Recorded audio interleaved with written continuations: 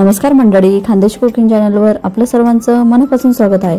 आज आपण मस्त असे साबुदाण्याचे दुप्पट फुलणारे आणि पांढरे शुभ्र पापड कसे बनवायचे त्याची रेसिपी पाहणार आहोत। चला तर मग रेसिपीला आपण सुरुवात करूया। मी इथे 2 मोठी वाटी साबुदाणा घेतलेला आहे। छान मी असा रात्रभर याला भिजत ठेवलेला होता। तुम्ही पाहू शकता मस्त असा मोकळा साबुदाणा आपला भिजला गेलेला आहे। अशा पद्धतीने आपल्याला साबुदाणा भिजवून घ्यायचा आहे। आता एका कढईमध्ये मी 4 ग्लास पाणी टाकून घेणार आहे। जेवढा तुमचा साबुदाणा असेल त्याच्या दुप्पट आपल्याला पाणी टाकून घ्यायचं आहे। मी आता 4 ग्लास पाणी टाकून घेतलेलं आहे। ह्या ग्लासाने मोजून मी 4 ग्लास पाणी टाकून घेते। आता मी यामध्ये चवीनुसार मीठ टाकून घेणार आहे आणि लाल तिखट। तुम्ही लाल तिखटच्या ऐवजी यामध्ये हिरवी मिरची देखील वापरू शकता, पण मी लाल तिखट वापरते। आता छान हे मिक्स करून घ्यायचे आणि पाणी छान उकळल्यानंतर यामध्ये आपल्याला भिजवलेला साबुदाणा टाकून घ्यायचा आहे। छान असा आपल्याला साबुदाणा शिजवून घ्यायचा आहे। मस्त असं मी मिक्स करून घेते।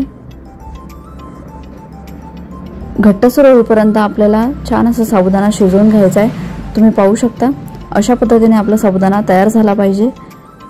साबुदाणा छान असा ट्रान्सपरंट होईपर्यंत आपल्याला शिजवून घ्यायचा आहे। आता पापड तयार होतो की नाही ते आपण पाहणार आहोत। एका ताटावर मी छान असं 1 चमचा बॅटर टाकून घेते। तुम्ही पाहू शकता मस्त असा पापड आपला तयार होतोय। अशाच पद्धतीने आपण आता पापड टाकून घेणार आहोत। मस्त मी हे पापड टाकून घेते। एका प्लास्टिकच्या कागदावर मी छान असं तेल लावून घेतलेलं आहे। त्यावर आपण छान असे पापड टाकून घेणार आहोत। तुम्हाला हव्या त्या आकारामध्ये तुम्ही पापड टाकून घेऊ शकता। जास्त मोठेही नाही टाकायचे आणि जास्त छोटेही नाही आपल्याला पापड टाकायचे। बघा 2 वाट्या साबुदाणा मी वापरला होता, त्यामध्ये आपण छान असे 20 ते 25 पापड बनवू शकतो। 2 ते 3 दिवस कडकडीत उन्हामध्ये हे छान असे सुकवून घ्यायचे आहेत। आता मी तुम्हाला तळून दाखवते। तुम्ही बघू शकता छान असा पापड तेलामध्ये मस्त असा फुलला जातोय।